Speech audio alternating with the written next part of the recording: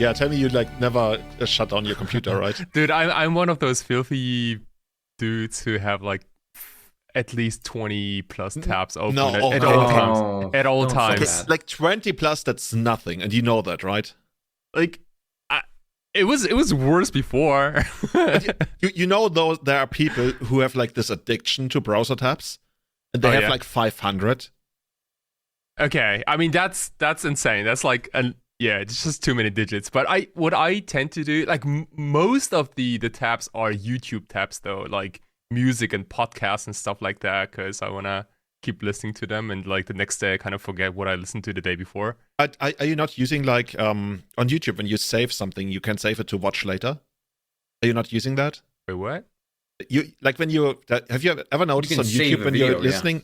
Yeah, when you watch something, there's a button save, and that means save, and it puts it all into like one playlist that's private to you that says watch later.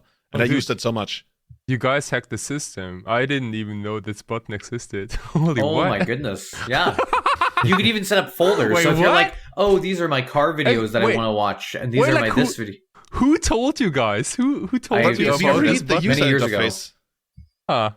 There was a wise wizard. He came down, from the mountains. Yeah. He was like, "There's the save." Stone tablets, and it was holy crap! step one.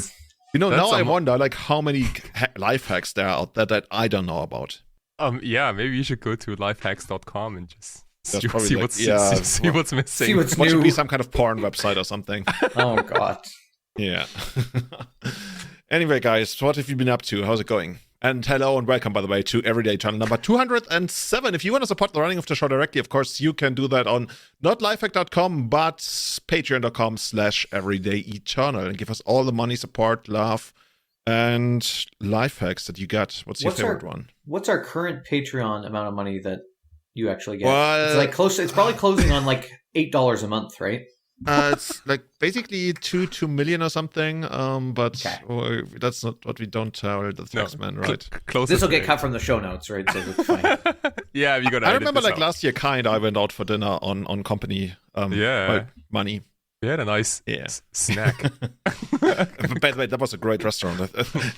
Wasn't that you told me like this is a no, dude? Like we should tell people that it was like this really shitty kebab place, so they sign up for more Patreons. So we can buy more. Like that's the thing. Please, I need new underwear, says Julian. Please. Once they get into money, they either buy more shitty kebabs or they level up and buy something else. I think we are very much on the more shitty kebab side of things. Have you ever had kebab sandwich in any other country, like anywhere but Germany? No, like Döner kebab? No, not at all. Like they barely have it. I guess they have it, but it's like kind of different.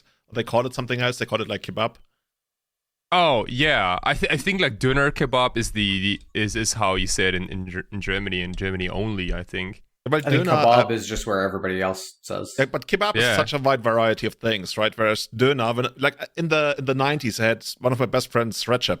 He was Turkish, and I asked him, dude, like, what does Döner mean? And he said it means turning, rotating. So he's like, it's a rotating kebab, which makes sense, right? Because you get the meat from the rotating Döner tier. They slice it off with a big knife, and yeah, exactly. Okay. It's gotta be a big knife, right? If it's a small one, it's like not certified. No, absolutely not. It's almost a sword, not quite. I mean, do you know that like the Germans are not allowed to call it Döner kebab anymore in all the Döner places? Have you ever noticed like it always says like kebab sandwich or I don't know? I think they're saving money from Has it changed recently? They're probably just saving money on the sign. It's like 6 less letters, right? So they're just like that's how it works, right? No, the thing is like they introduced some kind of like purity standard for the meat, and none of the places meet the purity standard for Döner. So when you look around, none of the places are called Döner anymore. They always call it like chicken sandwich or like, kebab sandwich. And the chicken seems to be in quotes too. It's weird. Chicken. Yeah. Because it's like secretly pigeon. But in Berlin it was fox, but I told that story for a while ago. Wait, what? Yeah, there was so when they substituted like the meat for something else, the prices for fox meat is like really not expensive. I have no idea what you do with fox meat. Yeah. But especially in Berlin, the prices for fox meat were on the rise. And some of the hunters were like, no. guys, there's something shady going on. We don't know why this cheap dirt-ass fox meat is still cheap, but like still doubled in price. So they looked into it and they discovered that one of the big, middlemen for Döner meat. That's insane, bro. Like, he mixed fox meat in there. I mean, it all comes down like how much sauce you put on the kebab, right? Like how much can you cover the actual meat flavor?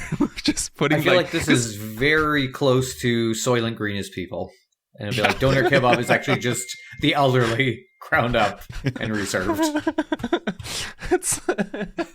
Anyway, so that's our weekly dose of Döner, and that's nice. I want to share one more thing that impressed me. It's actually about magic. I was listening to the Spy Colony podcast with Lenny and Mike Flores this morning, and you know what they did? That's actually that was some kind of innovation, and I love that because it's really cool. They went to a tournament, and on their entire way home from the tournament, they recorded a podcast. They started even at the convention center, then they walked out, they walked into the subway, they walked into the metro, and they were like, oh yeah, should we just continue? Yeah, let's keep talking. And they went into the metro, and you could hear like the background noise and the doors opening and closing, but it was like all supernatural. Like on their entire way home, they just recorded a 1-hour podcast episode. That was like really cool and really pleasant to listen to. That's cool. Yeah, it sounds very real. But like you got to be careful, right? Because there are certain places where you just can't say everything. Maybe. Like for example. Like what kind of topics do you talk about on the train, for example? Like what would you be able to say on a podcast but not on a train? Like you plowed his mom or something? I don't know. I mean, I don't know if can you curse a lot on the train? Probably not. If there, I think in the US you're not allowed to curse in public, but I don't know how it works. See. Yeah, you probably get a ticket or something. They have it. It's kind of I do like the concept though because it's very natural, right? Like it's kind of like just. Like an hour from their life, basically. Yeah, like exactly, right? Unedited, yeah. It's basically it sounded like the kind of conversation you and I would have, right? As we walk back from like a long tournament. Yeah. And like on the way, usually like at the GP, you would have your way to the restaurant that somebody pre-booked for 30 people.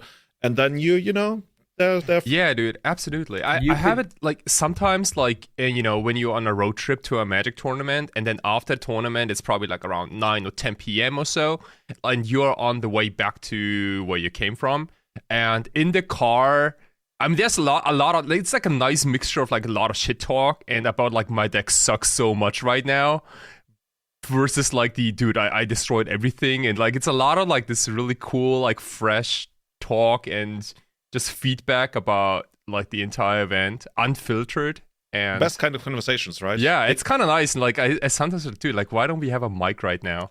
It would be so nice to just record it. Yeah. Matt, how do you get to your tournaments these days? Do you drive or is it like close by? Well, I don't go to a lot of tournaments anymore, but usually drive. Or I'm hosting Cube at my house, so I don't have to go anywhere. Ooh, dude. I haven't played Cube in my house like ever, I believe. Do you even have a Cube? Well, I guess that's it. that's your first problem right there. But you know what I just completed? I just completed Kai Buddha's World Championship deck because I used to have it, but I was missing some of the sideboard cards. So I ordered the rest of them, and I'm sleeving it up like in proper sleeves and everything. And I got that one finished. Yeah, I built that in 2018, all in German. And because why not? Of course I did. Habgieriger Drache. So I love me some Covetous Dragons. I love me some. It's really too bad. I just heard about that the other week and Cancer. Yeah, I think. Yeah. I mean, a lot of people knew about it, right? And they also publicly announced it. And they also like last year they renamed the Player of the Year trophy to I think it's called like Kai Buddha Player of the Year trophy. Probably very, very fitting. Like, can't really pick anybody else for that. Like, that level of domination, holy shit. Yeah. 7 Pro Tours? Like, who's the next closest? Like, 3 or something? When you think about it? I can't even remember. I don't even know who would be next. Probably, like, John Finkel, maybe? I don't know. Like, there must be somebody who has, like, 3, right? Like, I guess PV, maybe. But it's just like completely, especially like during such a short period of just a couple of years, getting 7 proto trophies. Holy shit, man! Like the Phoenix Foundation, those were the real guys. Mm-hmm. Yeah, crazy. Unfortunate. But last time we were talking about eras of Legacy. So I think so. Should we like recap? Should we recap those just by the years and everything? Yeah. Okay. So Definitely. I mean, I'm happy to recap a little bit. So I mean, obviously the format started in 2004, kind of as the Type 1 and 1.5 band lists kind of were changing, and the new format, vintage, Type 1 became vintage, Type 1.5 became legacy, and then we slowly kind of had the rise out of that for the first couple of years. Then I would say really... It was like 2004 to 2006, right? Yeah, I would say so. And then I would say about 2006 to 2009, we're kind of seeing more of an, we're coming into our own, fully independent meta. And I would say this is the start of like Canadian Threshold, Tarmogoyf, Ravnica, like all of that happening kind of at that same time. So, and again, that era I would say ends with Lorwyn, kind of, Planeswalkers, Vendilion Clique, Thoughtseize, all that good stuff. Show and Tell becoming a deck. And then... I don't know, Julian, next era? Yeah, the next one is probably one of the biggest shakeups that we've seen in the history of Legacy.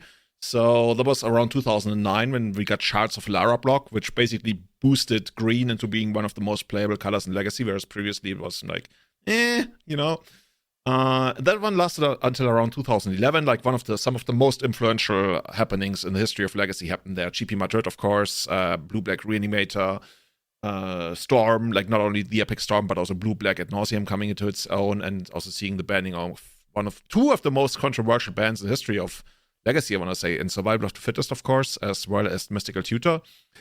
And that culminated in 2011. Well, actually, you can't even call it like culminated. It was like this weird interlude of like 6 months of mental misstep where we were just playing like, a sub game of Magic there. You call it like a Charizard sub game of Magic. It almost felt like playing a standard episode of Magic, and then we went back of Legacy, and then we went back into the normal course of Legacy. So that's why this whole mental misstep era from like May to September 2011 has this weird fever dream vibe to it. Bottle episode could be like a bottle episode of a show. Yes, is that like the Fly in Breaking Bad? That is exactly what I was going to say. So beat me to it. Perfect, reading my mind. So, and this is where we are today. So if you want to catch up on all the details and all the interesting storylines we got about those, early years, I want to say, but that's 7 years of Legacy at this point, 8 years even. Mm-hmm. And all of that brings us to what is commonly referred to as the quote-unquote golden age of Legacy. And while I do agree, I recognize that the term is a little bit pretentious, right? Every time people use that for something that's like not clearly defined, it's just like, yeah, okay, the golden age. Like I've seen people refer to other eras, like the post Census Dividing Top, but pre-Deathrite Shaman era as the silver age of Legacy. Which is like, guys, if you like this, you don't have to like, just call it the silver age. Like you can say that is your golden age or whatever. You don't have to like be like, oh, but somebody has claimed the term first. That's not how it works. Yeah, I mean, this is all like very subjective, right? Like it's like for some people didn't even play in that era, and some people I don't know played Legacy only like in the prehistoric Legacy era from 2004 to 2006, and like so for every single player, I feel like there is a different golden age. Yeah, it's not I would say golden age is very subjective. It's not like real life where pre-1971 was the golden age. We're all just missing out. But in Magic, it's very subjective. Probably a lot of people have a lot of different opinions on that. Oh, I mean, we were all playing then, right? So, I mean, I think we can all remember when Scars of Mirrodin came. And, I mean, I don't know about you, but for me, like, Green Sun Zenith was the biggest hit of this block coming out. Mm-hmm. I'm assuming, Julian, you were also a big fan of Green Sun Zenith as well. You may have played that card once or twice. Yeah, that I actually created one of the coolest Legacy decks that you ever had in Maverick, right? And I think that was the biggest innovation to come out of them. Like, there were some things, especially New Phyrexia coming out of Scars of Mirrodin block, but Green Sun Zenith, all of a sudden you had this accelerant that was also like mid and late game viable, which is like not something we used to see before in like Magic, basically. And yeah, that turned Death and Taxes, which always used to be this like weird tier 3, you got Caracas, Mangara of Krondor or whatever. Like, nobody plays that. Like, it was a deck, people were aware of it, and if you listen to the Danes, it was actually already pretty broken, and maybe it was. But all of a sudden, we get Green Sun Zenith, and that deck becomes like a real force, like a tier 1 deck, and that's one of my fondest memories. Yeah, and I felt like it felt like a little bit of a stab in the back to get survival banned, but then having Green Sun Zenith there was like, okay, well, at least we're getting something. It wasn't survival, but it was something. Dude, it's a demonic tutor for a creature. For just 1 additional mana. And also, like, if it's just a demonic, it would be, like, pretty bad. I mean, it puts it right into play, right? Like, exactly, right? It's more like Tinker, almost. Like, was there anything like this before? I don't...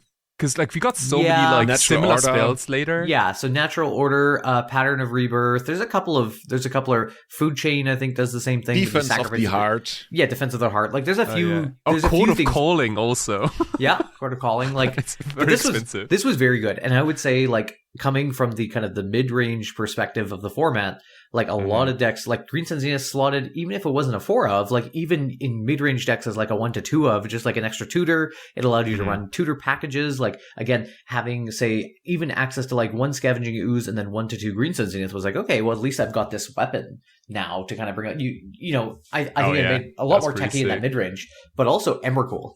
So I remember when Emrakul first came out, so didn't like that card too much. I mean, Emrakul was kind of ridiculous, right? It was kind of similar to because Progenitus also came out like a year or so earlier. It was Progenitus and all of that's like the previous era, right? That's Shards of Lara. But like this was like a weird time when I was a little nervous about like the design philosophy of Wizards of the Coast, especially for like those like high caustic fatties, like because they had like so insane like keywords and you know like of this 15 drop that can't be countered and you can't actually deal with this dude and kind of wraps your board and has like 15 power, and it was kind of similar to Progenitus where it just says like, okay, you can't interact with this creature like whatsoever. And I didn't like those two at the beginning, especially like not knowing how like the next fatties are gonna be. Like, are we gonna get like new Emrakul-ish things like every set now, or like, you know, how did you guys feel about this? Well, that's actually like that's still like before the age that we're talking about, right? Those cards that released back then. I guess we can also talk about that.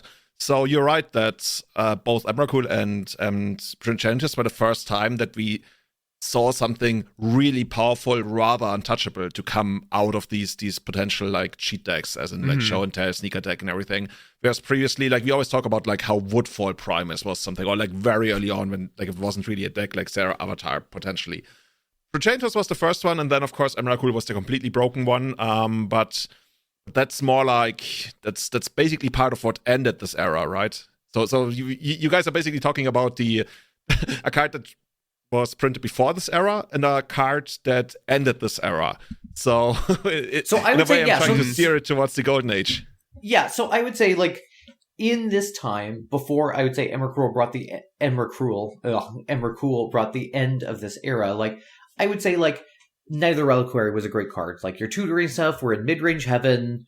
You know, again, Miracles had not been printed yet, so we were in kind of a nice time, honestly. Like this 2011 to 2012 was like, you know, everybody was just doing fair things. Like combo still existed, Canadian Threshold was still viable, but Therapy and Probe still existed. Like delayed, of course, to catch on, but still like there. And I feel like this was just a good time with fair things going on, and I feel like there was also a lot of exploration because there was the space to do so, right?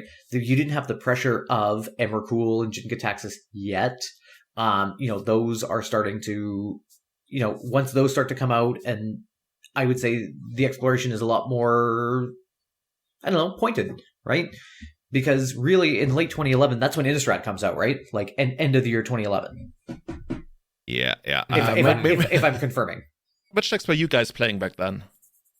So I was big into Canadian Threshold, but like I didn't have the money for the full set of Tarmogoyfs, so I played like only one copy of Tarmogoyf and one Green Sun Zenith, so I could fetch. Wait, seriously? Yeah, dude. Like your 3-mana Tarmogoyf? So I had either a 3-mana Tarmogoyf or a 2-mana Nimble Mongoose. Okay, so your opponent like dealt with your first Tarmogoyf, like all of your Alpha Silence would just be Nimble Mongoose. Yeah, dude, it was like Nimble Mongoose all the way. Like you have like 5 mana, it's like an empty board, and like you could kill them next swing, and you're like, no, gonna get Nimble Mongoose, gonna play it safe, and you're playing, oh, next level, deep. Dude, deep, and like it was so shitty in the mirror because all of a sudden you turn on your opponent's spell pierce, they can spell pierce your Nimble Mongoose if they want to. Oh, that's true. Yeah, that was so shitty. But it was a really good deck. One of the best decks, I guess, if you played it with 4 Tarmogoyfs, of course. But yeah, what drew you into it? Why did you want to play that? I honestly didn't have a big plan at the beginning. Like I started off with this like casual like Vengevine like madness deck after survival band with like these intuitions, and it was kind of whatever. I played some Jitas. Mostly I won games because of Umisawa's Jita, not because of like asking root wallets and stuff, because they didn't really do anything. And then like I got a little bit of cash, and yes, I had to decide, okay, which kind of duels do I want to buy, and was pretty sure I wanted to get Trops, and then Volcanic was next, and then I kind of knew, okay, it's we're doing Canadian now. And you stuck with it ever since, or like for quite a long while after, right? Think so. I think what most legacy players have in common, and I don't think I'm an exception, is like you kind of, if you buy your first very expensive cards, be it Dual Lands or Ancient Tombs or whatever, like you kind of stick to one deck and you try to master it as much as possible. So that's what I did, dude. Like I played like one event per week, and the other 6 days were basically just like tuning. And then arriving at the same like, deck list over and over exactly, again. Like, is it like 2 spell PS, 2 spell snare, or is it like a 3-1 split, blah, blah, blah. Do I play the Tarfire in the main? That sort of stuff. Yeah, just to grow the Tarmogoyf? Yeah, the one-off Tarmogoyf. What's that? Did you like have a way to tutor for the Tarfire? No, absolutely not, no. Maybe you should have just literally played like a straight up... Kai? Maybe you should have just played like a 3-mana threat that's bigger than Tarmogoyf. Have you considered that? Like Troll Escatic, maybe. That was another one. Yeah. That was another one. Honestly, there must be like even back then, there must have been a 3-mana creature that was better than Tarmogoyf. Hopefully. I mean, Knight of Reliquary. Like Knight of Reliquary, yeah. Yeah, would have needed Wide, I guess. But yeah, you're right. I will say, though, like, there were a couple of different, like, ideas about threshold decks, being like 4-color or like 3-color without red, like we talked about, I think, Band, the other day. And I saw like threshold decks with like Knight of Reliquary, Utengrund, and Delve of Secrets, a little clunkier, a little mid-rangey, stuff like that. There was a lot of brewing space. Kind of reminds me of New Horizons. Yeah. New Horizons was like the Knight of Reliquary deck with blue for like Stifle and Brainstorm and stuff. Mm-hmm. If I remember correctly. Yeah.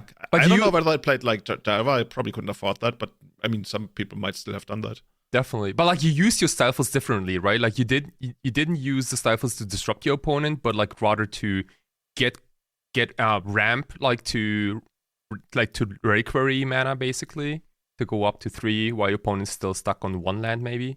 And then that's basically like you get the growth out of your knight, and you would stifle them on mana. So that's a 2-for-1 in that regard. Oh, then you get like wastelands every turn. Oh, dude, it was a delight. It was one of the decks I was like scared of, that I had a lot of respect for, but also because it had a cool name. But ultimately, it didn't really perform all that well. Like, I don't know, maybe not enough people picked it up, but yeah. Mm-hmm. Yeah, I mean, during this time, I was playing Agrolome still after Mental Misstep got banned, so I was kind of tweaking that, and that deck was good in the format as well, because playing Fire Spout against Maverick was still pretty good, right? Playing Seismic Assault, playing Chalice of the Void, so kind of working on that. I was obviously still playing Junk at the time as well, but kind of figuring out where it was trying to be, because again, this is pre-Deathrite Shaman, so it's like, are you on Birds of Paradise? Are you playing Noble Hierarch and then you're off color? So we're like lots of innovation happening in here. I was actually starting to play Nick Fit, the old school Nick Fit with like Sun Titan and Recurring Nightmare and Pernicious Deed and like, oh, that's so sick. The old school version before, and then Green Sun Zenith came and added to it, and it was so much better. But still, kind of, you didn't really have good targets yet, as many good targets. I can't remember if I was playing Deranged Hermit still at that time. Wait, you played Deranged Hermit back then? I may still have been playing. Well, it was still a good target, right? It was still coming. Like it was still. I don't know about good. Like this was an era where this is basically where, to me, like really competitive Legacy starts. Like we had competitive. Like I guess Mental Misstep as well, and Shards of Lara Shake Up certainly added to that. But this is where, at least to me, I can only speak for Europe, right? Where I felt like there were really these big testing teams. These like, for example, Liche and his guys would also like put basically somebody in the top 8 of every GP, and like the Italian guys, the Spanish guys, when people really worked on getting the decks good and started playing on Matching Online and everything. And I feel like this was not the world where you could still register like Deranged Hermit. Oh, or could you? Well, again, I was playing some turn. Like that's not a deck that, like, again, I had Nickfit built, but it's not like I was playing it in tournaments. We were playing it at our weeklies for fun, but I would say during this time for tournaments, I was probably playing Junk mostly, and maybe Agrolome as well. Mm-hmm. So I wasn't playing, and I had Maverick built as well, mostly just to test against, and it was a fine deck. I played Maverick for a little bit as well, kind of in this time. It's all the same cards anyway, right? So, but there were still certain things missing. I remember Ant being very good because there was a couple of Ant players in the group, and yeah, that was a good deck. That was a very good deck back then. Yeah, very good.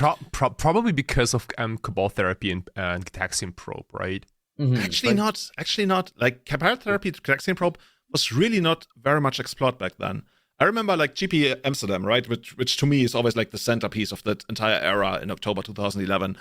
That somebody, I think an Italian guy, I'm trying to remember his name, I can't, played Ad Nauseam Tendrils in the top 8 of that GP, and he had Cabal Therapy plus Probe, and people were like, holy shit, like, oh my god, that makes a lot of sense.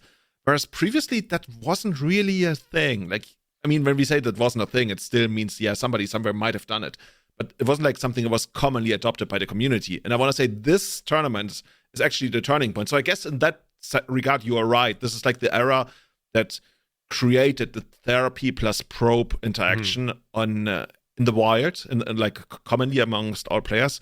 But going into the era, and for the first like year of the era, there was like not something that people were aware of, despite it existing. Which is kind of funny to me. I definitely get it, because we were still so used to Mental Misstep, and like you couldn't run a deck with Mental Misstep and Probe. That's just too much Phyrexian mana. So Probe was kind of like a sleeper, I think, because Mental Misstep was so dominant before, so that I can get like Phyrexian mana in general was just not very widely played, I think. I mean, there were like a couple of dismembers here and there, mostly some one-off. Surgical Extraction, right? Was around. Surgical was probably the biggest, right?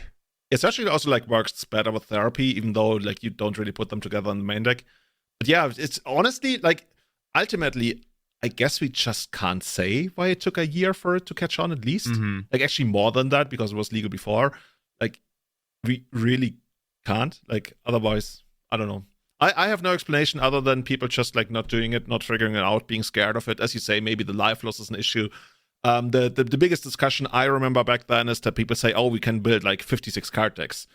Or even like, I don't know, we also had Street Wraith in Legacy at that point, right? I think. I'm trying to remember. Actually, I think we did. Anyway, so the idea of like playing fewer cards than the minimum.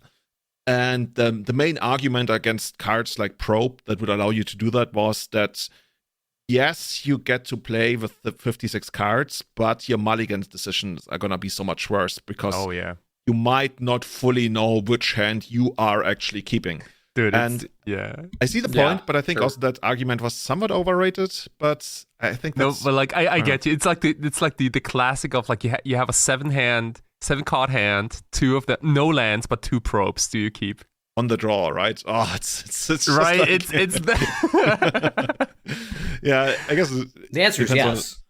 Oh no, dude! Like, man, absolutely not, Matt. No, absolutely not. You're not keeping it, dude. Like. Honestly, like there's just like too many factors going into that. I could see doing that, like if my deck operates in a low mana base, which it probably does, and if I believe like you, there's just too many things going into that. Yeah, like, you evaluate your win percentage, like from your gut feeling against what your opponent has versus going to 6 and how likely. Like these are not actual calculations that you make, right? Nobody can like quantify that reliably. But like your gut feeling, like you think, oh, if I'm mulligan, I'm only gonna win that percentage of time. Okay. But if I'm on the draw with like 3 draws, basically, it's like if I get 1 land, then I feel like I'm for 70%. Whereas if mulligan, I'm on average, I'm 60. It's just like, but yeah. Legacy's all vibes. All vibes. It's all vibes, right? More objectivity, all vibes, less, more no subjectivity. Yeah. You need a t-shirt like that. Nick for 2011. With a picture of Drain Sherman. Actually, I was playing Grave Titan as well. Grave Titan was dark. That's respectable, honestly. Oh, wow. Wait, in addition to Sun Titan? Well, different versions. Some you play Sun Titan. Okay. But then you could produce deadlock people out of the game, right? So you just... Oh, yeah, absolutely. Yeah. At least one Titan has to be in your deck. Absolutely. Oh my god, dude, I remember people actually doing that locally. This is what you get when you ban survival. You get all of us sickos who just want to hold on to all these broken cards, but we don't have the glue to keep it together, so all of a sudden we throw like Sun Titan and everything in there, and just like, yeah, let's go to range tournament, my friend. Dude, like just dealing every turn is like just pure harassment, dude. Yeah, there's probably like a police code for that in the United States. You got a 10-20 here, police code for the permanent deeding or something. I don't know. Yeah, dude, like no need to play your creatures. It gets blown up and you win 3, 2, 1. Yeah, exactly. Right. Get ready for it. That's funny. But yeah, guys. This was a very fun time to play Magic, though. As we mentioned, right? Like lots of brews. Lots of competitive, like I think Legacy also got very competitive, as you said. We had a lot of GPs during that time. The one I remember the most is GP Strasbourg, because that was the first Legacy GP I attended. 2013, yeah. 13, yeah, the one. I played Shardless back, must have been in May or something. You dude, you played Shardless during that? I played Shardless, I made day 2. I remember that. How did it go? Well, here's my favorite. Like, I'm gonna give you not the whole rundown, but the defining moment in that tournament was I was day 2. I think I might have actually won the first couple of matches of day 2 even. And then I play against Sneak Show, and I will never forget that. I played against a Spanish guy, I believe, and I see his hand. Like I'm in a position where I feel like I'm winning. I play Thoughtseize. I see his hand. I'm like, okay. He's dead next turn. He's got 1 draw step, but he needs 3 different cards. Like, because the ones in his hand, they won't help him. So I figure, what's the only thing he could do to still win the game? I'm like, he must draw Brainstorm into the 3 cards that he needs. Yeah, that's what happened. He plays Brainstorm. Oh, seriously? Are you fucking serious? Wait, what?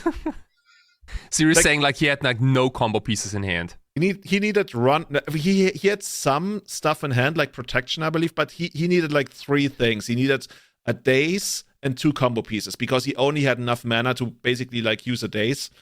He didn't have enough cards to also use a Force of Will as well. So I figured he needs Brainstorm from the top. So basically, runner. Oh, that's so maybe rough, you could have substituted one of the combo pieces for another, but in the end, like I was even like but when he drew the Brainstorm, I was like, okay. He goes for a Brainstorm, plays it, then I think he actually plays Show and Tell. I'm still like, okay, it's fine, I'm gonna force it. But I was tapped out. And I'm almost ready to just like untap and kill him, and then he drops a daze on the table, and my whole life flashes before my eyes. I'm like, the fuck?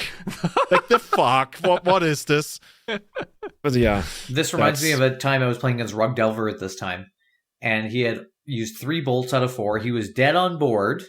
Okay, he needs the single lightning bolt left in his deck, and he kills me. Otherwise, I untap it. And of course, he fetches at end of turn. You know, he does not have a Ponder or Brainstorm. He's out of cards, and he shuffles. We cut. He draws. He flips. It's lightning bolt, and I'm just like, well, dude. Well, it happens, right? Yeah. What are you gonna do? Lightning bolt's so superior removal spell. So how did your GP Strasbourg go? Oh, dude, it was my first and my worst GP at the same time, because I went 0-3 drop, and it was like, dude, I bought what's the 4-mana enchantment that says creatures can't attack anymore? Moat? Yeah, dude, I bought non-flying creatures. Non-flying creatures. So I bought an English mode the week before the GP, and I had this like blue-white control, like miracle-ish deck like set up. And then on my way to the GP, because we had like an 11-hour train ride, like my buddy played Sneak and Show, and I said, dude, like I kind of want to get like free wins like that. And I asked around if anyone has like an unfair deck, and my buddy had like a dredge deck, right?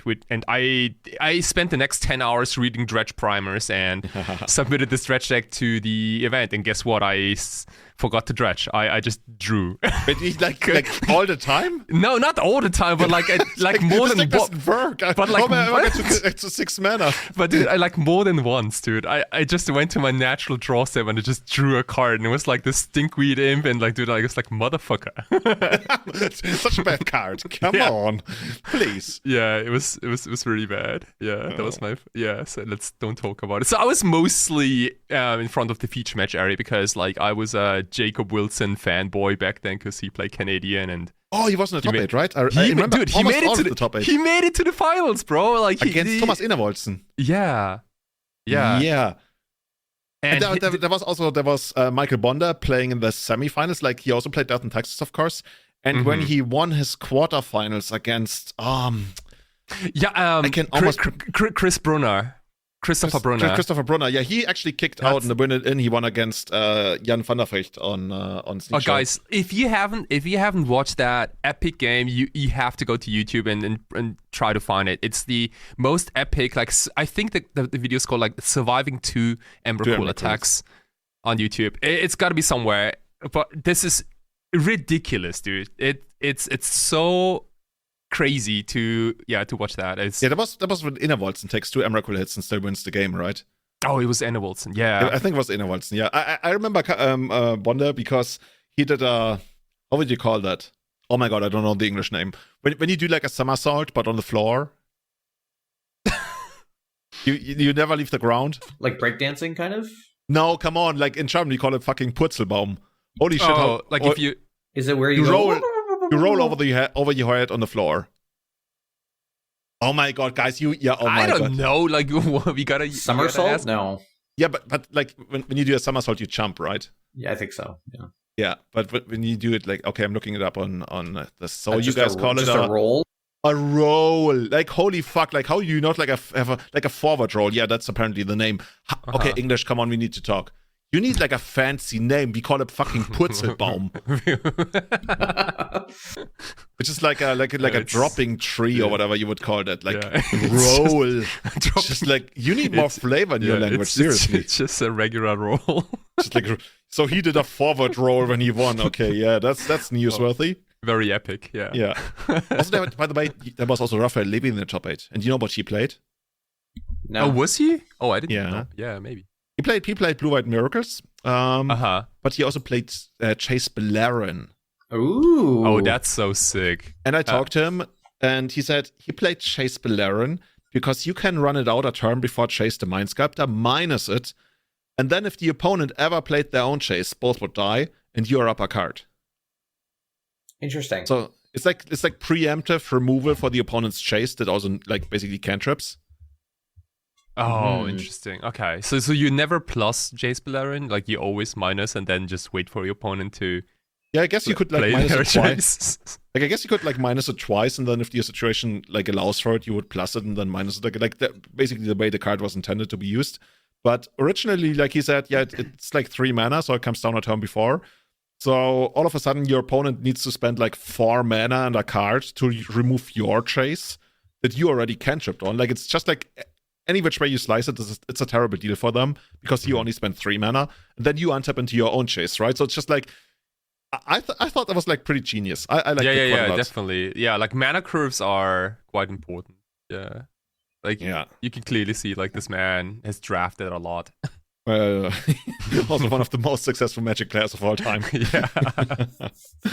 So now, does this lead us into? I would say the next age. Yeah, I still want to dwell on that because there's one more thing I want to talk about, and that is why. Like we talked about what happened there and everything, but why exactly is this the golden age of Legacy? Like, why do so many people call this the golden age of Legacy?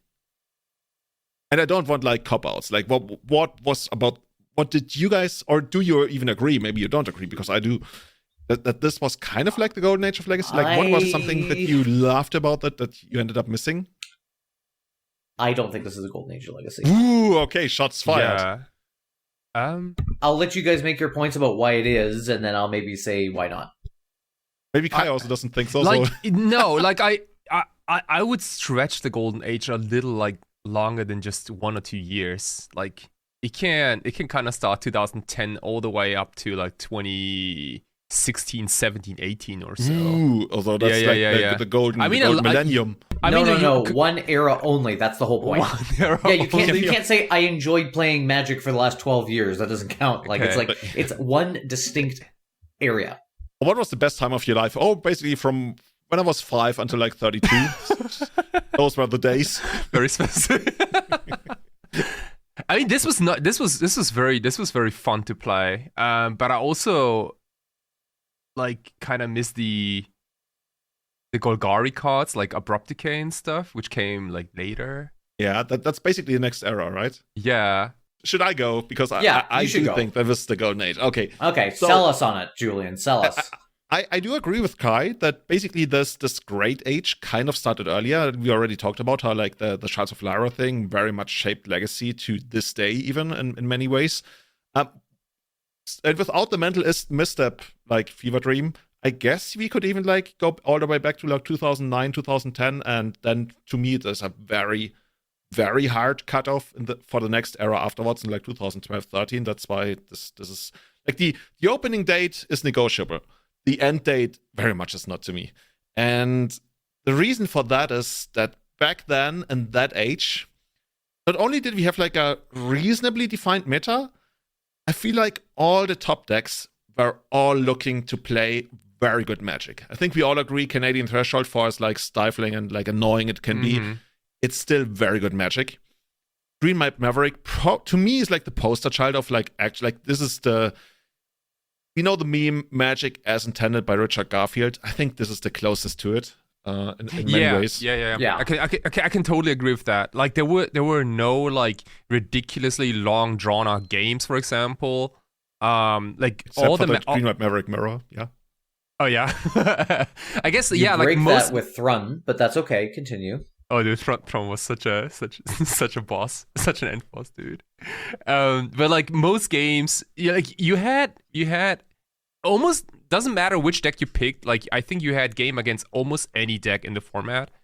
And why is that? See, we're getting closer to what I'm talking about. Yeah, because there was just no oppressive deck in the format, or like this one clear S tier deck. Like you had a lot of A tier decks at the same time, and you kind of had this very nice rock paper scissors thing too.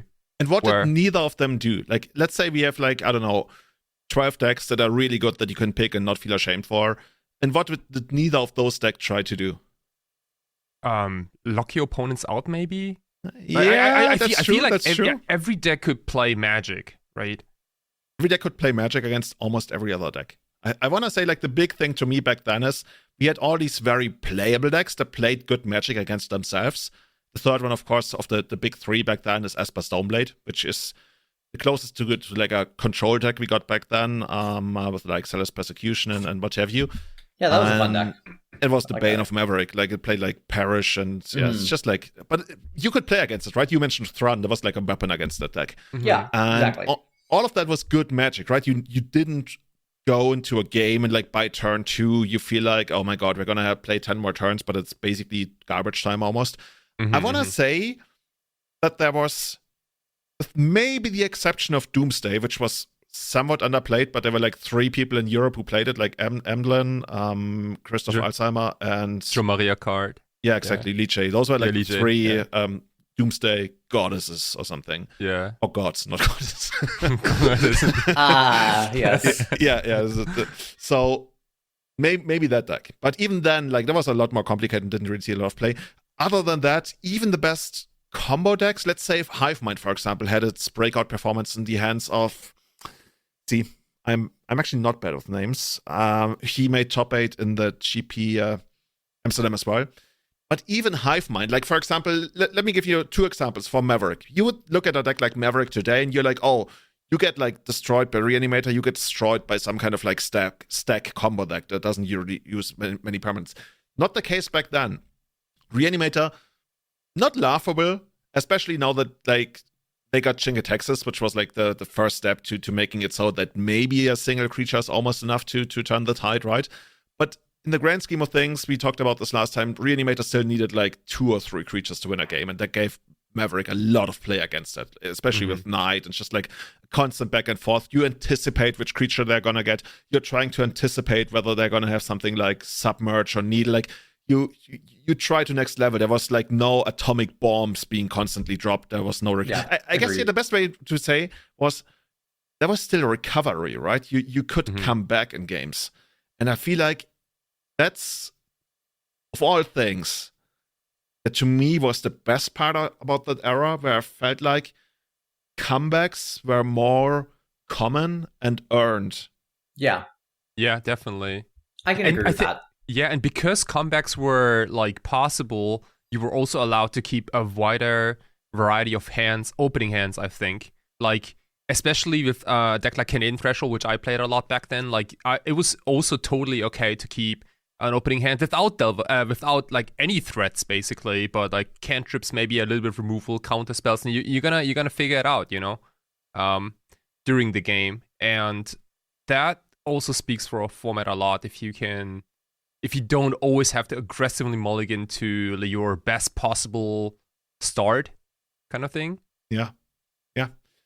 And to anybody who didn't play back then or did play back then and wants a reminder of how these games actually played out and to which level, I'm actually going to link I'm going to share it with you guys too. It's too long to really read. Maybe I think Matt might have actually read it. I'm going to read link my tournament report from GP Amsterdam back then. I played 16 rounds altogether. And I went really deep on the decisions that drove the most important points in the tournament and how I came to the conclusions. For example, round 10, for example, when I played against Sue. Just like, it was very rewarding because some of these decisions, they were like pretty deep. And they were not immediately lose or win decisions, but they culminated into like good positions. And back then I was much worse of a player than I ended up being much later on. But even back then, like I guess I'm somewhat romantic about that era because you definitely could think about like stuff and like forge plans. I agree. The decision trees were extremely complex and selective. And I think it comes down to the bombs that came later, as you were saying, kind of put so much selective pressure on hands and card choices. It's like we're slowly weaning down the acceptable level of a card or how good those cards have to be playable, right? And it's like it's just a smaller and smaller pool of cards available to play with.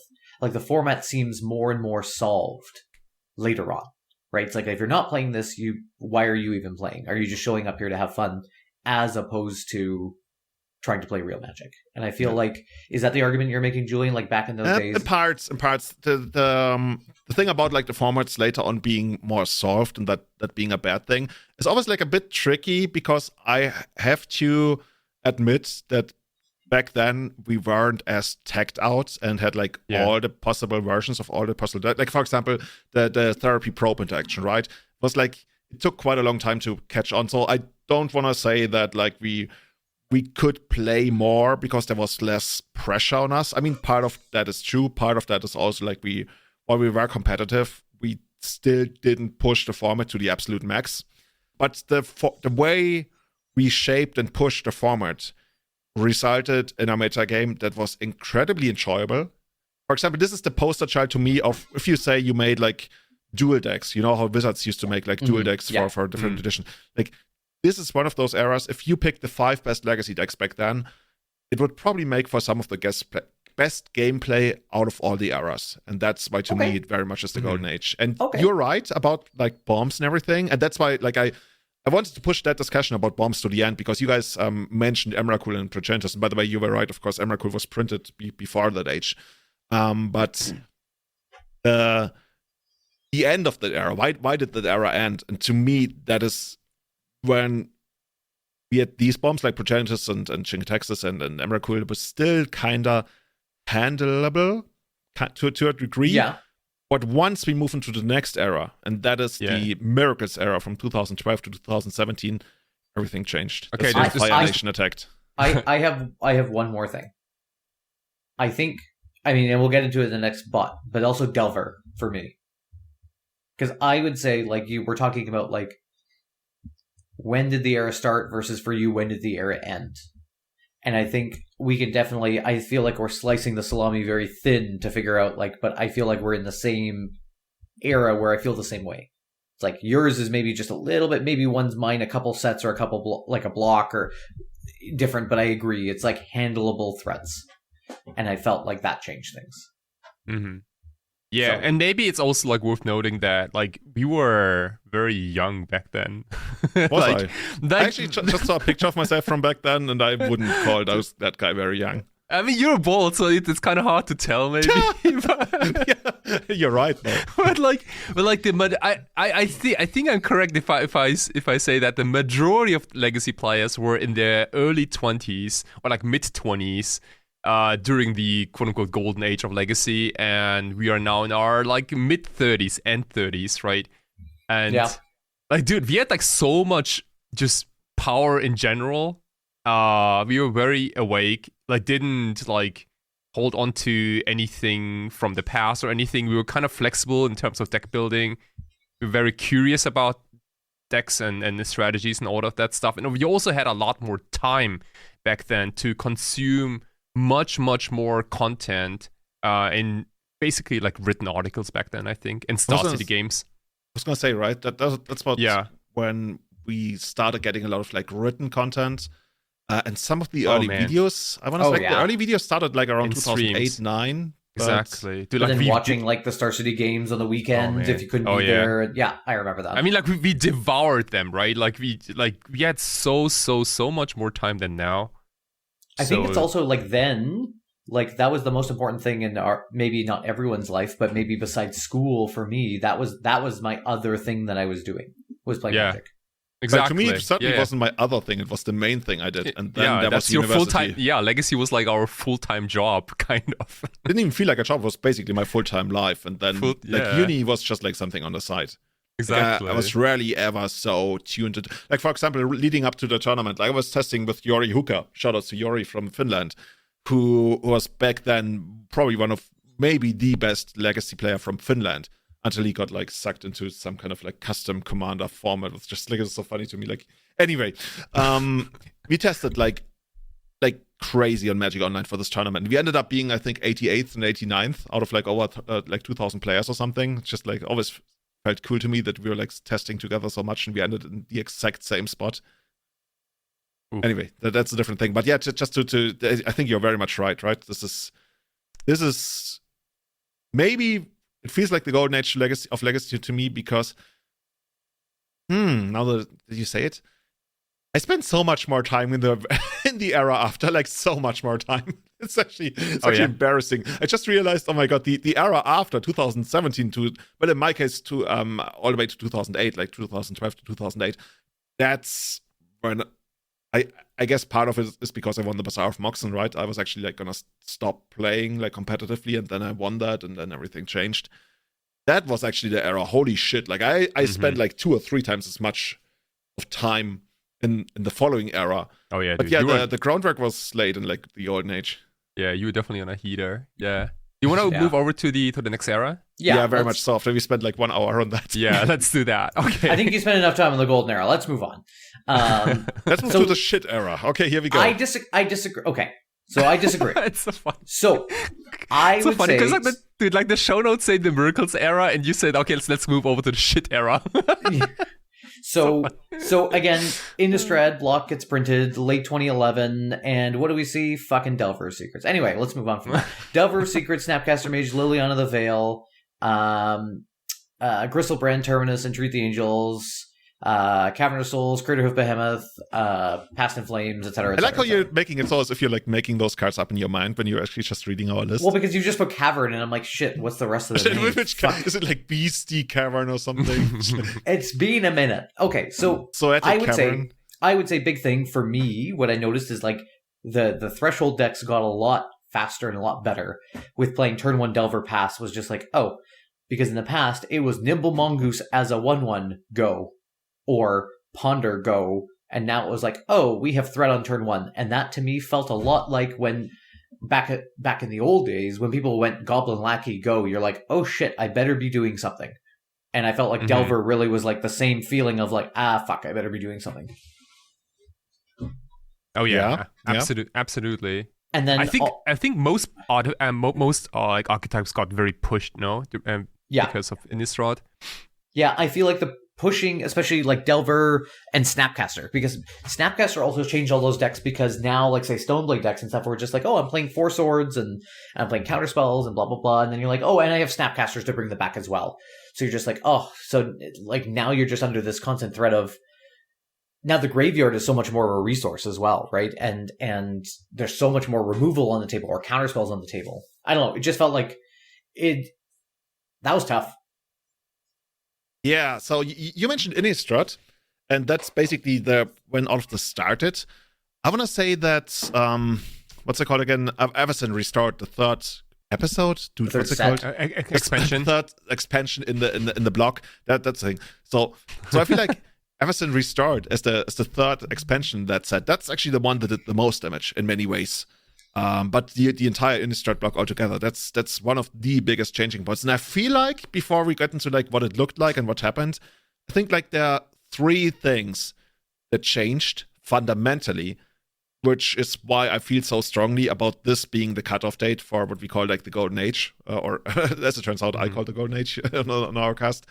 And the first one you already mentioned, right? Delver speeding up the entire format, but I want to say a turn. Together with like something else I'm going to mention in a moment, but like being able to attack for 3 rather reliably on the second turn meant that those decks, they could finish or close out the game sometimes on turn 4, or practically close out the game on turn 4, which was not something these threshold decks used to do. Like you would even like get into situations where you get a turn 1, I don't know, Nimble Mongoose, and then you figure, oh, can I even attack on the second turn? Because might they just like trade for their Summoning Sick Mother of Runes or not? It's just like, probably not, but it's just like, there were still like hesitations, and you would go into like turn 3, usually like on 4 or 5 more life than you used to, which is basically an entire turn, which is how I arrive at this whole idea of like the format speeding up by a turn.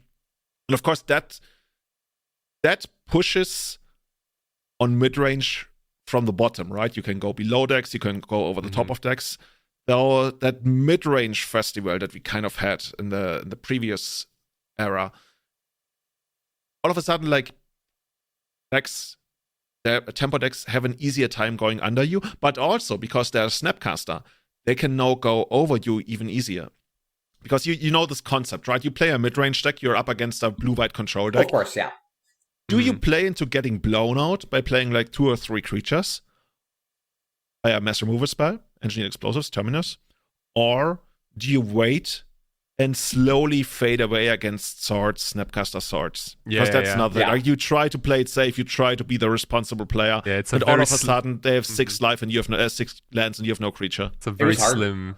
It was hard. Slim like line that. You have to walk. Yeah, and that was the hard. Especially again, being that mid-range player, like all of these cards coming out around this time, and the Miracles deck kind of consolidating into what it was.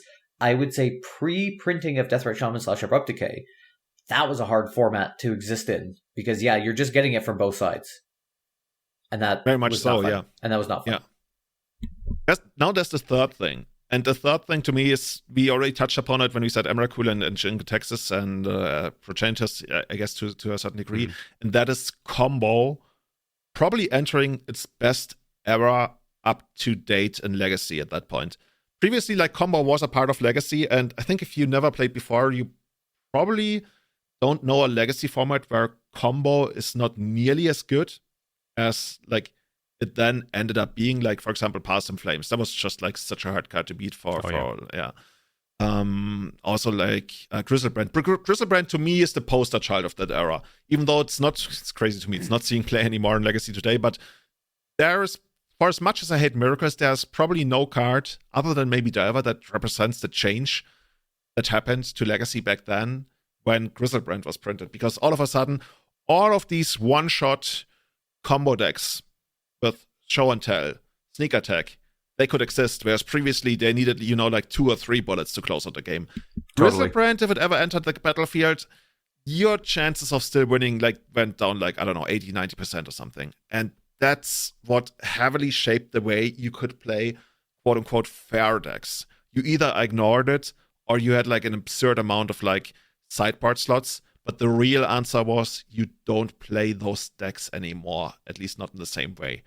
And that's what Griselbrand pushed away. Yep, I would agree with that. Mm-hmm. Existing in a space with Griselbrand was like, well, hope you either drew one of your many sideboard cards.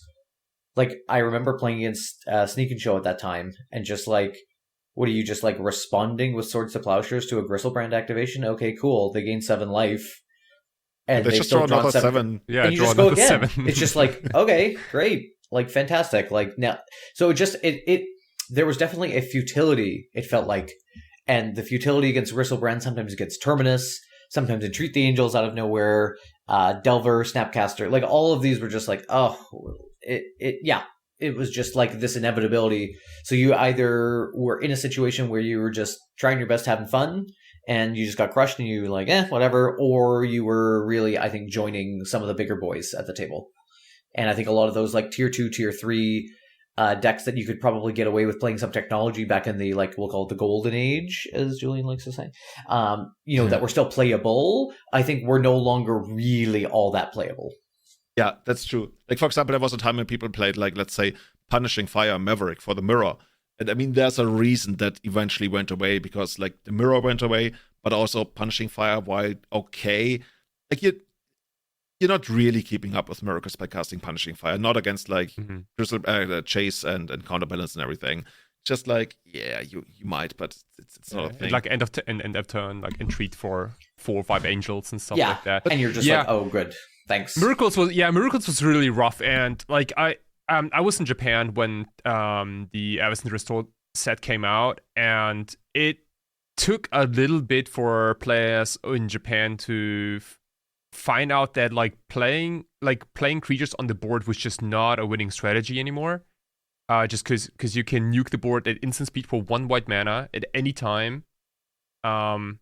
So like it was very rough. There were attempts to like play Shroud creatures only. There was like this very weird like band colored like Thron Geist of Centrath decks. Yep. Yeah, I remember that. I remember. And they also played Stifle exclusively for the Miracle trigger of Terminus. So their idea was to sidestep Swords to Plowshares in general, and then Stifle / Force of Will the Miracle spells, and then kind of win with Thron or with Geist of Centrath. I guess you still gotta play Spell Snare because you're losing to Counterbalance, kind of. Yeah. It always felt like you needed so many more puzzle pieces to exactly.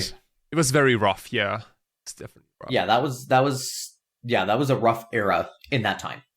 But also, then, gotta admit, by the way, that's also when they changed the legend rule. So you could go like Cradle into Cradle, and they printed Kratahoof.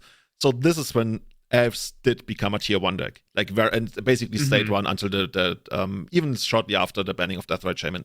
So like for the next 5 or 6 years. Wait, was that when you transitioned to Elves right away, or No, I transitioned into Elves right after GP. It's funny that you mentioned GP Strasbourg earlier, because I already thought back then that Elves is actually kind of good, and there is this German guy, Christopher Wilhelm. I don't know if you know him. Okay, you don't? Maybe. As it turns out. Yeah, so I think I know. He was the German Elves guy before, I guess, I kind of became that. And I played against him, and I saw him play in Strasbourg, I believe, and then I played against him in the Bazaar of Moxen in 2013, early 2013. And I played Shardless, and I got completely destroyed by Elves. And back then, Elves was like a deck that people played, but it was really like the one weird guy in your playgroup, right, who played Elves. Just like, oh yeah, we also have an Elves player. And I played against that deck, and I figured, shit, man, like, we have no idea. This deck is actually insanely good, and nobody knows it. So for the rest of the day, I was thinking, how can I beat Elves? And I arrived at Grafdigger's Cage and an Envelope, because it counters like a sorcery. Yeah. Those are the 2 things where I feel like this is where I can actually attack the deck, because I can't attack anything else about the deck. And then shortly after, I realized, the actual way to go about it is to build the deck. And then I built the deck, started playing it, actually started streaming it. This is where I started streaming. And then like a month or 2 after, they made the rules change about the Cradles, or any legends, and that catapulted like the deck into the stratosphere. Actually, I tracked all of my matches back then, like literally all of them. I have like a database of like 1,000 or something matches, and I did an analysis of my win rate, my rolling win rate after over 50 matches.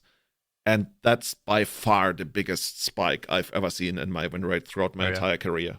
Like back then when I transitioned to elves, back then, like I said, it was like, I think Matt Ness played it at GP Denver, which was like part like one of the two basically breakout events. But yeah. If Matt Ness played the deck, it was probably correct, because Matt Ness usually plays like he plays like KCI decks also, and like anything that's kind of broken. I mean, that was modern, but like... So let's remind people, though, the legend rule, the old legend rule, Julian, was what? So we had like 3 different versions of the legend rule. The very first one was first come, first serve. If you're the first person to play a legend, you gotta keep it. The other person, I think they can play it, but it gets destroyed right away and you can't even use it. Or maybe you couldn't even play. Like basically, you're the first one to the table, you win. The next one was, if it's in play, and you play your own version, both die. So people would sometimes play like Chitte in decks that can't even properly use it, just so they can remove the opponent's Chitte for 2 colorless. Just like that. That was stupid. But I mean, at least, it's part of like the lessons learned from Rebels and Standard. So if you're the first to get Lin Civi, GG. So they were like, okay, let's change that. And then they changed it again.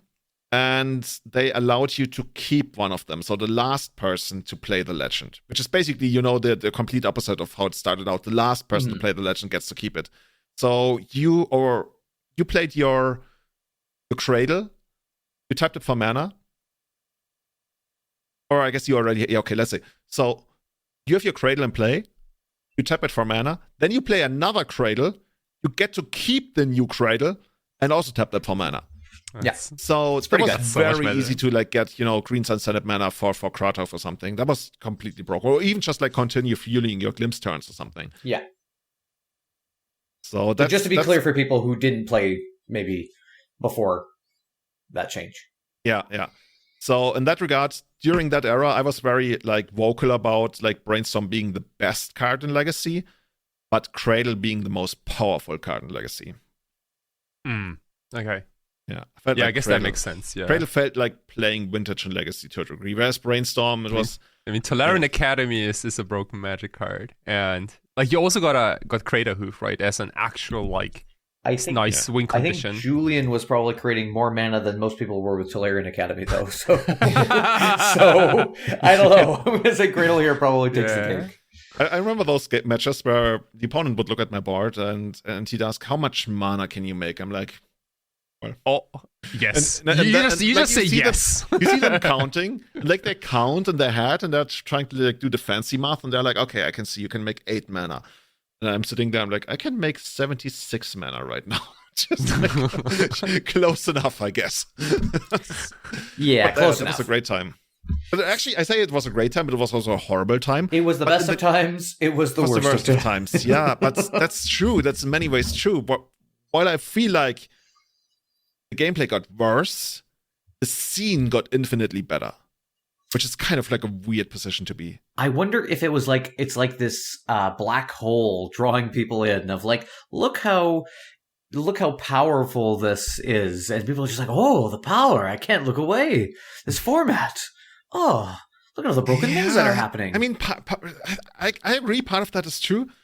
What I feel is like we all of a sudden had this like global legacy culture, which previously was still somewhat localized, into countries, into maybe continents. We always talked about how certain decks would like show up in Europe, and then like half a year later would be like in America and everything. Whereas now, that's whether that was a thing to begin with or not, like that certainly was not a thing anymore, because we got like streams, like this is the age of streamers, right? The what are the names, like Darkest Mage? That was all starting.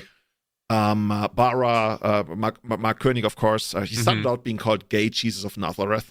God damn it. You remember him? No. I know Mark, yeah. We stayed at his grandparents' house. I know Mark. You did, right? We went to his grandparents. You're right. Dude, so many stories. We need like 6 podcasts for that. That's so funny. But and you also got SCG. You guys talked about SCG made like Yeah. homogenized the entire format. We got all these articles. This is like where the golden age of article writing for SEG versus Channel Fireball started, right? It was like a big deal. Yeah, the information available was huge. Yeah, and are you signed up to SEG or are you signed up to Channel Fireball? Like, who's the better place to be and everything? And we got these, like, you guys remember the biggest discussion back then? Like, Ponder and Miracles versus, like, Joe Lossett's Legends Miracles and everything. Yeah. Yep. Like, the Philip Schoeniger school of thought versus the Joe Lossett school of thought. It was just like, that's what I call culture. Two continents, two cultures, yeah. But I remember this time just being a little bit down because I was just like, it just felt like I'm playing against, like, my sideboard is against Miracles or my sideboard is against Combo. I can't have both because I need more cards. It's just like, oh my god. But then a miracle happened. Abrupt Decay got printed. Was such a big deal, right? It was 2012. October 2012. It was for my birthday in October of 2012. Deathrite got printed. Abrupt Decay got printed. Yeah, that's probably timed that exactly to your birthday, right? Usually they do. Why couldn't you be born earlier in the year, Matt? Come on. I know. You had 10 months of suffering because of you. I know. How dare I? But Deathrite at the beginning was not as universally received, just like we talked about with the Therapy Probe combo. People were kind of on Deathrite. All the mid-range players were like, this card is fantastic, right? This is the better Birds of Paradise for us. We didn't get Noble Hierarch. Ignoble Hierarch did not exist. Birds of Paradise just was not strong enough. Deathrite was good enough. And we were like, oh, this is fantastic. We have mana, it does a little this, a little that. And then, of course, Abrupt Decay, the icing on the cake. Because previously, the only way to really break a really solid counterbalance top lock was either timing correctly, like they're tapping their top and then you're doing something and getting in there and, things had to line up, or you're playing Crows and Grip. And then they flipped Vendilion Click. Yeah, and then that's the thing. Vendilion Click was still in those decks. So it's like you weren't always 100% protected. So Abrupt Decay changed that and broke that lock, or like the hard lock that seemed to be there. And it was fantastic. And this is kind of where my tournament experience, where we were training and we were trying. And this is the tournament where I placed second place at the Star City Games Seattle in December of 2012. And I played, wait for it, 3 Deathrite Shaman in the main. 3 Deathrite Shaman. Did they say like against Feline Longmore on Solidarity or something? No, not Solidarity. It was Solidarity. It was High Tide, which is Solidarity. High Tide, yeah, it was High Tide. So it's like that was the only fucking deck that I couldn't beat in that entire top is bullshit. Anyway, I actually watched that match. Like I was feeling so bad for you because like you literally couldn't win. Oh yeah, like Fleen's draws had to be quite bad, and I had to get lucky for me to win that matchup. Unfortunate is what it is. Happy for them, all good. But I remember going through the Swiss, being number 1 in the Swiss on the way out, and Deathrite Shaman was amazing because I remember round 1. I have my notes somewhere. I'll actually find the notes from that tournament report and put it in. But I remember playing Deathrite, and not everyone was playing Deathrite Shaman. This is pre Grixis Delver 4-color bullshit. This is just Deathrite's a black-green card, and I remember playing Reanimator round 1. And I played turn 1 Deathrite Shaman. I didn't even know he was on Reanimator. Okay? I'm just like, turn 1 Deathrite Shaman, go. And there's only 3 Deathrite Shamans because before, if everyone's kind of, again, not familiar with a lot of these mid-range decks, a lot of them were either playing 3 Chrome Mox, 3 Mox Diamonds, or like 3 Noble Hierarchs, even though they're off color. Well, what's your weird obsession with like avoiding force? You just needed more room because you were also playing Green Sun Zenith in the deck. So you had room now to do like a Scavenging Ooze in the main or something like that. I can see how these forum discussions would have worked out. Just like, no, man, we always play 3 copies. Yeah. That's our thing. You never want to draw your second Deathrite Shaman. Well, I do. It was a straight replacement, right? Remember, it was a straight replacement for Mox Diamond, right? So it was just switching in. And so I played turn 1, Deathrite Shaman, and he's like, reads the card and goes, and then he's on Reanimator. So then I'm obviously just crushing him, unfortunately, and then I main deck end up going Green Sun Zenith for Scavenging Ooze, and yeah, game over. But basically, going through the Swiss, the card was very, very good, very, very good. Yeah. And Abrupt Decay was fantastic. Again, shooting down Delvers and counterbalances, and it was fantastic. So for me, the early part of this era where you've got that big paradigm shift with these 2 cards, fantastic era of Magic for me. I want to say I agree. I agree. Like I certainly wouldn't want to miss that era because of like all that's well, culturally laden thing, but also because the especially as miracles still evolved, right? You could still put like reasonable pressure on them. I feel like once miracles got to a point where I was like really teched out, that this is the point where they started playing like Dwarf and Pony and Arid Meta on the sideboard just because they could. I feel like at that point. It wasn't like that anymore, right? At that point, it's just like we were suffering in silence until we actually were like Deliver relieved. us from evil. Exactly. But I agree. So to me, it's like this weird phase where I basically agree with everything you say. At the same time, I feel like the format was fundamentally broken in both combo and Miracle ways. And it took us 5 years to fully acknowledge that. We also had like amazing decks, for example. Like we still haven't talked about Shardless, right? Shardless was, while technically blue Brainstorm Force of Will deck, it was like basically the mid-range deck at the time. Yeah. We can probably say that like Shardless Bug was probably the first like good stuff deck maybe in Legacy, like where like the first blue good stuff deck. Like good stuff has existed before, but blue, yeah, for sure. Because you started with hand disruption or the Deathrite Shaman into like Lilianas and Jaces and Tarmogoyfs. Like it's no bad cards. Yeah, I agree, and I feel like the turning point of when this kind of went the wrong way was like when blue players were like, "Oh, Deathrite Shaman." It's like, fuck, something I wanted for me, and then you're taking this. So I feel like that's when the shift really happens, and it's like, Shardless Bug was very good. I remember the beginning of that, and like Miracles again was still good. Again, like you said, the teched out 4-color loam decks. And then it's like, no, that was supposed to be for me. And yeah. That's the second evolution, right? That we see going on there. Not only do we go into like this whole like Miracles combo, like the stuff we talked about, mostly Miracles, but all of a sudden the counterpart, the blue, green, X mid-range decks, they all of a sudden become like these blue decks as well, which like in the next era, right? Even after since Dividing Top got banned, we're going to talk about that on the next episode, leads to the combination in what we call like blue soup, check pile, all of that decks. That's a different kind of problem that's presented itself after the revolution that killed the king, that is Censor's Dividing Top. But we can already see like the first notions to create that and move into that, and by the end of or even like the mid of the Miracles era in many ways. Yeah. And then as we all remember, like I remember kind of, so there's this first, so I would say like we've got in the show notes here the early, mid, and late of these eras, right? So of the Miracles era, yeah. Of the Miracles era, exactly. So we've got the early, the Shardless Bug, the Miracles is adapted now. We've got the 4-color loam decks. Niklas Kronberger deck, by the way, made top 8 at GP Lille 2015, yeah. So, but then we've got Treasure Cruise, not Deathrite, Dig Through Time. Yeah. And so that was, again, another, like, because now, as you guys remember as well, True Nemesis got printed as well in this 2013 period with the Commander product. So that was also another card that was printed in and around this time. I don't know exactly if this is the early, mid, or late yet. But it was printed in October 2013 because I remember that was at Bazaar of Moxon, and it was the first weekend that the card was allowed, and everybody went to the stores to buy that pre-constructed Commander deck. Yeah, I remember that. And then I went to the Invitational, the Star City Games Invitational in Vegas in December 2013, and just like trying to play against, well, A, getting copies was difficult, and B, playing against it was just like, because again, the technology, like you were trying to play like what Golgari Charms and Zealous Persecutions, and it was just like, again, it just felt like another card where you're just like, oh great, I need to have so much more technology to deal with this, and I just don't. Yeah, it's kind of funny. Like whenever you say that, I feel and that's quite telling, I guess. I feel the urge to say, but yeah, like the actual solution was to not play these decks that were bad against that card in the first place. But that's like not me saying, oh, you did it wrong, but that's me coming to the realization.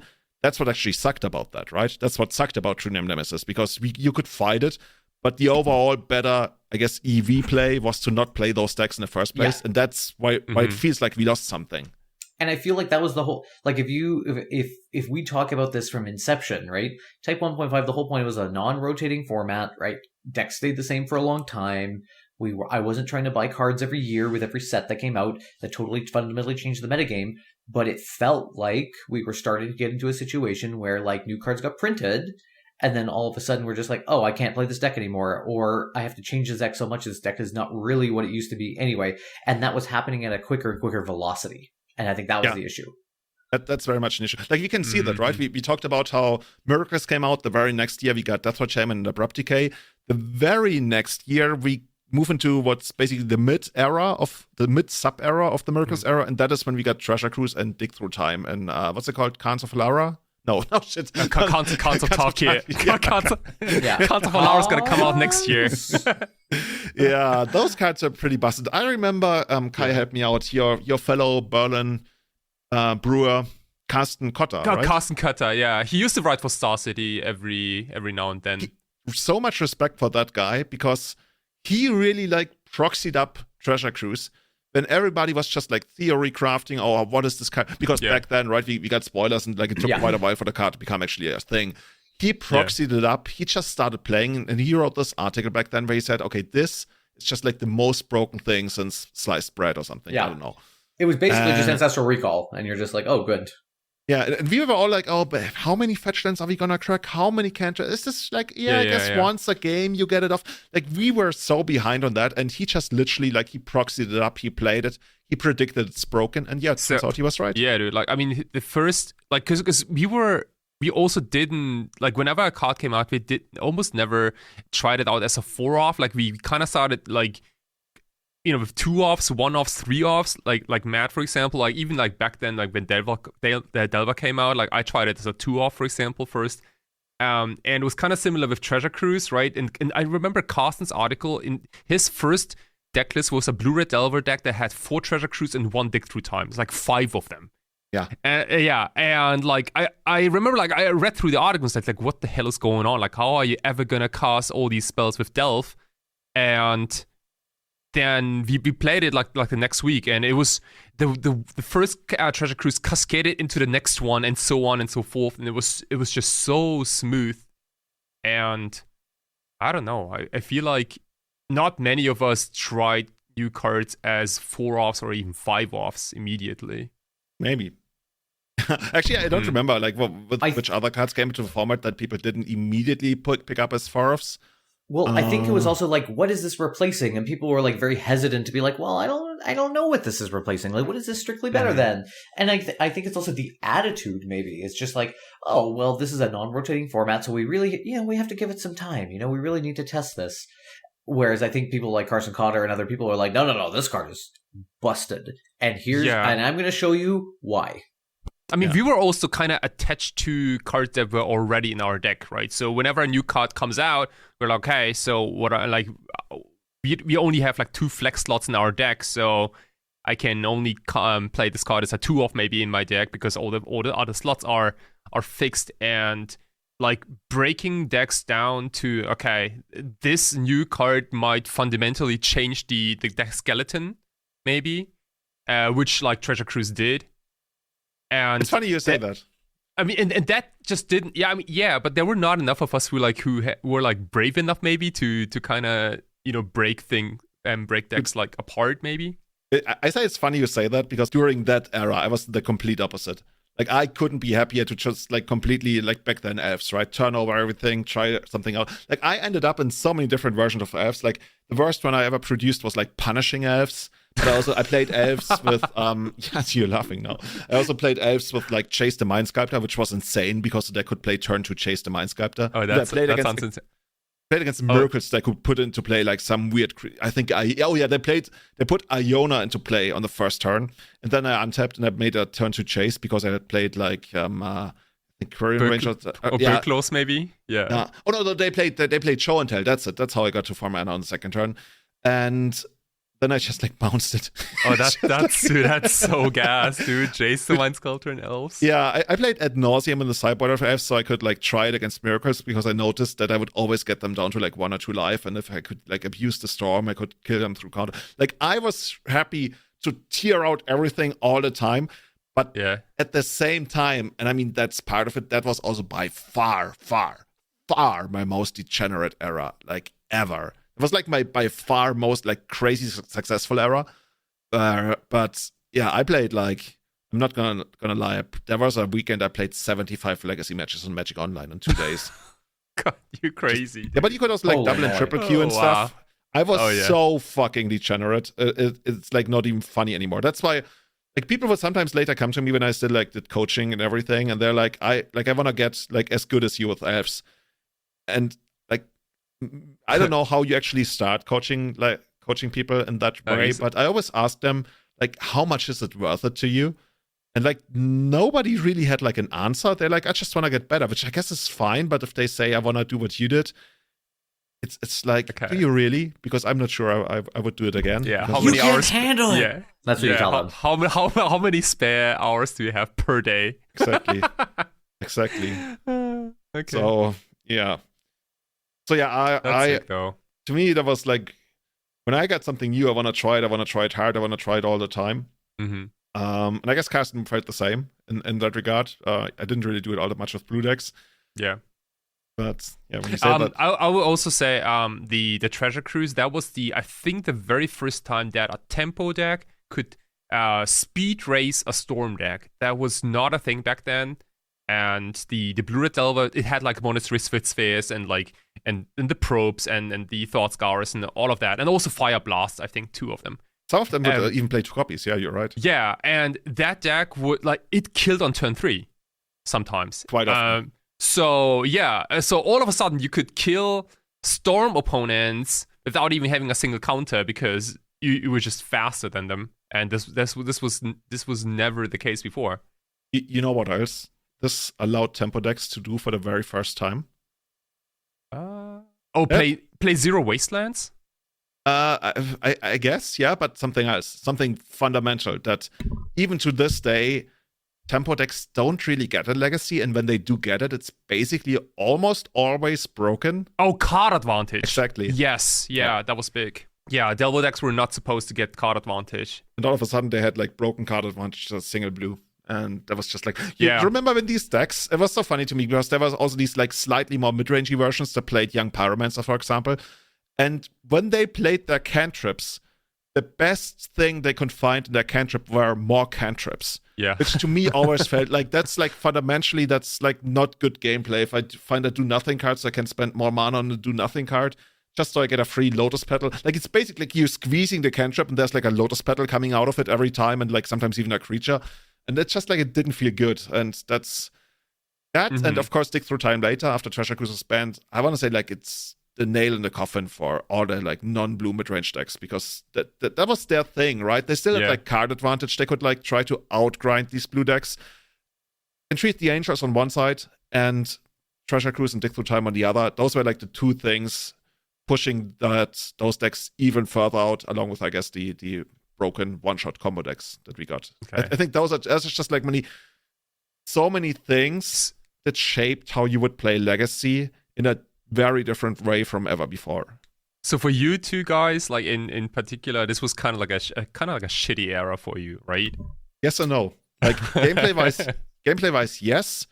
Success wise and culturally, it was the best I've ever seen in Legacy ever. Yeah, that's kind of weird, right? I mean, I will say from my own experience, like again, Deathwitch Helm and Abrupt Decay, fantastic additions, and then the format just kind of went. Because when we went to the GP, like you might remember, Julian, like when we went to the GP in Lille in 2015, I was like, I don't even know what I'm playing in this format. And I think played fucking Chund in that format. I played Jund in the format because I was just like, I'm just going to be able to run foils. You flew from Canada to Europe to play Chund in a Legacy GP. Where everyone plays Dig Through Time and Omnitel. Yes. Well, because I was playing, you're such a master. I was just playing like chokes and boils and pyroblasts. It was like I was just playing like basically just a hate deck, and of course I didn't do well. But it's like the deck that I really wanted to play wasn't good at the time. But I was like, I'm already gonna go. I'm gonna have fun. But it was just like I just remember that tournament experience, just being like, this format is not that great. Yeah. See, like for me, it was kind of the opposite because that was 2015 was my by far most successful year in all of Legacy because of Dig Through Time, because I played Ad Nauseam Tendrils. I top 8 at the GP in Kyoto, and I made I went 17th in Lille, like 2 months later. I was on a And very then you hot decided to play streak. Miracles in the very next GP. Yeah, dude. Just like, what was wrong with you? Like, you were on the top of your game, and you're like, Yeah. let's try Miracles. Yeah, that's when I really started to fuck up. Yeah. Because now, when was Dig Through Time / Treasure Cruise? When were they banned? Okay, I can exactly tell you when Dig Through Time was banned. It must have been like autumn Yes, 2015. It was autumn 2015, because back then, at the time, I had played almost 10 years of Legacy. When they did not ban it right after GP Lille, which was like in the hottest months of summer, so maybe like July or something. It was June or August. July, yeah. June, July, something. They did not ban it at the very next ban announcement. That was the first time where I actively stopped playing Legacy. I was like, the ban announcement came out, no changes, I believe, or maybe some random unban, I don't remember. There are no changes to Dig Through Time. I bought a PlayStation 4, I believe at the time. I bought a PlayStation 4, I bought GTA, and I just played GTA for the rest of the summer.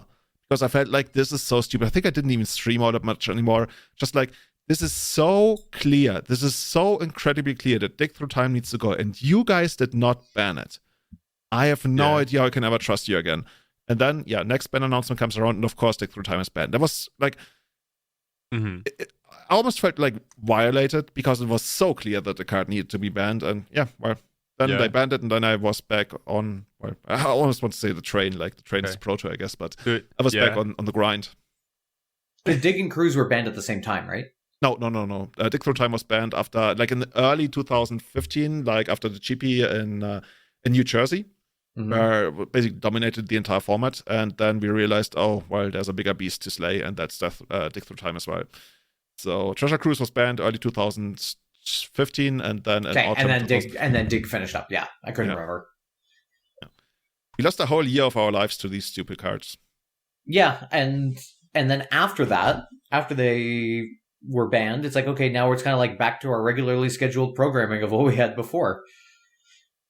Yeah, we were basically at that point. That's like the late era, right before we ended up banning Census Dividing Top, and that's what that whole meta, without any other broken stuff like Treasure Cruise or Dig Through Time, culminated into. Because at that point, yes, we got the Eldrazi's, which ended up being like a really good deck. But other than that, it's more like culmination, like you said, right? All of a sudden, like these Delver decks, these Death Champion decks, they became 4-color decks. That was one of the ways to try and fight Miracles. Ad Nauseam, for example, it became it became an abomination of a combo deck. Sometimes you play like Grinding Station, which had like 3 copies of Tendrils of Agony. So it's the idea that I had with Elves, I guess. It's a similar thing where you just like, yes, Counterbalance sucks, but Storm Triggers can't be countered by Counterbalance. So you just, you do whatever you want, and in the end, you hit them with double Tendrils or something. That was a thing. And then, of course, I guess the highlight of that whole era was GP Prague 2016, when Rodrigo Togoras won the finals against Miracles. Yeah, I want to say like seven removal spells for Counterbalance in the sideboard, something like that. Oh yeah. Also, his opponent later died during like a rock climbing accident. Shoutouts to him. Nicolas Salance. I think so. Oh shit. Yeah, legendary player. This Grand Prix metagame was not one of my favorites, honestly, because it was kind of like this, like Miracles was everywhere, and Eldrazi was also everywhere, and I don't know about you guys, but like I kind of hate Eldrazi decks like up to today. I mean, who doesn't? Yeah, it feels a little bit like a different card game, right? Yeah, I'm not a fan. It just felt very unfair and too easy at the same time. Like you start off with Chalice of the Void or Thorn of Amethyst, and then in turn 2 Thought Not See, turn 3 Reality Smasher, and dude, you're dead. You're cooked. Yeah, it honestly feels a little bit like lazy design, in a sense, because it feels a lot like, I don't know how many of you are in like the Star Wars universe or whatever, but it's like, it's all about like the big bad from outer space comes in and just like, oh great, now it's just like, again, we just have this like Yuuzhan Vong, right, in Star Wars like expanded universe. Apparently that's not canon, whatever. Star Wars Legends, they call it, I think. Legends now, bullshit. Anyway, fuck Disney. Anyway, or just it's just such a lazy, ham-fisted, like, okay, colorless mana, here you go. This will solve all the blue problems, right? And it's like, no, just different problems. Yeah, it's kind of like weird, because at that point the power level in the format, or like maybe even Magic in total, was so high that the way Wizards presented innovation was in a lot of uninteractable ways, right? Can't be countered, can't be this, can't be targeted, or even giving stuff cast triggers. Because cast triggers are another way of like saying, okay, whatever you do to this afterwards, once it comes to play, I already got my kind of effect that I want out of it. So you're always going to be behind on that. And I feel like it's just like not a good thing. And yeah, fewer decks than Eldrazi actually exemplify this even better, right? This is why Eldrazi, I guess, is so unpopular as a deck concept overall. But yeah, Miracles still reign supreme. There's probably like another episode or two about the whole history of Miracles. Honestly, maybe I don't have it in me, especially not right now, to do that. But I think sometime in the future, maybe we can get. Honestly, you know what would be a great episode? Getting Philip and Joe and a couple of the other like Miracles guys, and just like having their retrospective on that whole era. It's it's like when if you could invite all the historical dictators and interview them about why did they do what they did, who slaughtered the metagames, and then it turns out they're just like psychopaths and just like worst episode in the world. Yeah, don't call me for that podcast, Julian. I will not be attending. Thanks. Yeah, like as I talk myself into it, I'm immediately talking myself out of it again. But yeah, this is the era where we were all holding out for something to happen in some way. And then was it the 20? Oh, dude, I'm really not like looking this up. I want to say it's like the 23rd of April, 2017. When I see a post from you, Julian. Dude, I actually sometimes commemorate this. This was one of the most important things to me in Magic ever. Oh my god! You know this famous fresco, or I guess painting actually, of Caesar in the Senate as he's being stabbed by all the senators. Semper Tyrannis. Semper Tyrannis. And did you get a playmat made up of that? I'm pretty sure you did, right? Yeah, I actually did that, and people were like, "Oh my god, I need that," because I replaced Caesar in that style with like a census dividing top that gets stabbed by all the senators. So good. Hell yeah. I hated that card so much for so many different reasons. And like seeing that one go, not gonna lie, this is like almost felt like mission complete. Kind of like, okay, now we can go back to playing Magic again. It took 5 years of my life, but now it's gone. It's funny that you say that, because obviously, like because it was a colorless artifact, of course, other people were using that card. It's like, oh, it was nice filtering for junk decks and for Nick Fit and blah, blah, blah, blah, right? We were all playing it. It's the painter argument. People played an Imperial Painter. We need to keep it. Yeah, so we, like, that's saying... No. Like, we need to keep this pet hamster alive. We cannot nuke the evil dictator because he has a pet hamster. And I agree with you. We were all sad to see it go, but it's like, you know what? There was a greater good here, so we all just... we all just moved on. Very much so. But yeah, guys, that's kind of like the end for today. We thought we were going to get through the entire rest of the Legacy history, but that's going to be at least one more episode, if not two. We're going to figure that out. What are you guys up to? Because I'm going to go to Kenya next week for a month. Kai, what are you up to? I'm going to order some Deathrite Shamans and a Terminus. Maybe. Has there ever been like a Terminus Deathrite Shaman deck? No, probably not. Or not? I'm just kidding. I just realized, like, I don't own many of those cards anymore. I don't think I have a Terminus or Deathrite Shaman in my collection. I've still got the Miracles deck built. Which is very sad. Sitting in a box. It's just like, yeah, just sitting there. It's like in the containment unit. Dude, I remember, dude, I guess we're going to end it on that anecdote. There was a time, because, Terminus is not an expensive Magic card. At least back then it wasn't. No, yeah. There was a time where I hated Terminus so fucking badly.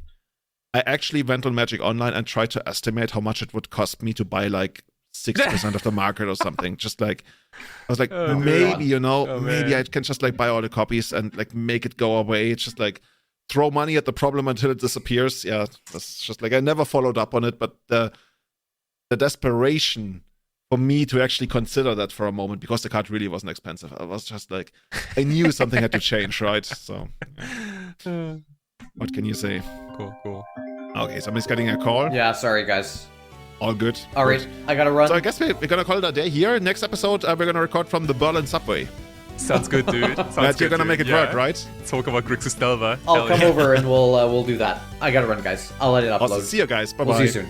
See ya. Thanks for tuning in.